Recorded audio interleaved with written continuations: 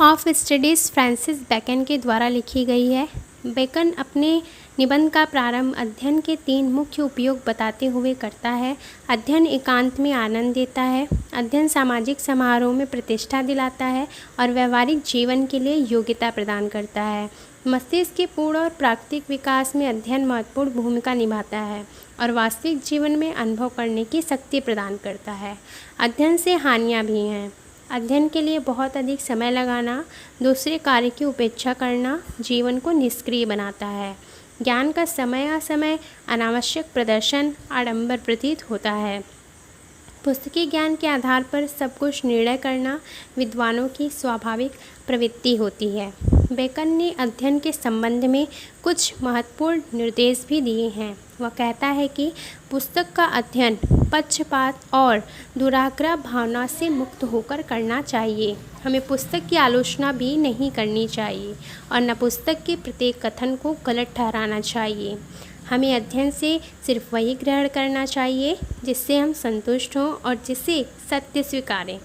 पुस्तकें अनेक प्रकार की होती हैं। कुछ पुस्तकों का अध्ययन खंडों में किया जाता है, जबकि अन्य पुस्तकों का अध्ययन संपूर्ण रूप से एवं शीघ्रता से अध्ययन करना होता है।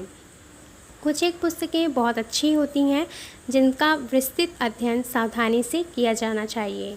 कुछ एक पुस्तकों का अध्ययन हमें दूसरों के द्वारा तैयार किए गए समरी को पढ़कर ही करना पड़ता है। अध्ययन के भी विविध रूप होते हैं। अध्ययन का अर्थ है ज्ञान संग्रह। वार्तालाप मस्तिष्क को सदैव सजग रहने की आदत डालता है। लेखक की आदत विचारों को व्यवस्थित करती है और सटीक अभिव्यक्ति का आदी बनाती है। चरित्र के विकास में भी अध्ययन की महत्वपूर्ण भूमिका है। इतिहास बुद्धि जागृत करता है और कविता विचार करने की प्रवृत्ति में वृद्धि करती है। गणित का अध्ययन करने पर मस्तिष्क को गूढ़ बनाता है और दर्शन शास्त्र का अध्ययन ग्रहण करने की प्रशंसा में वृद्धि करता है। तर्कशास्त्र का अध्ययन विवाद और चर्चा की क्षमता पैदा करता है।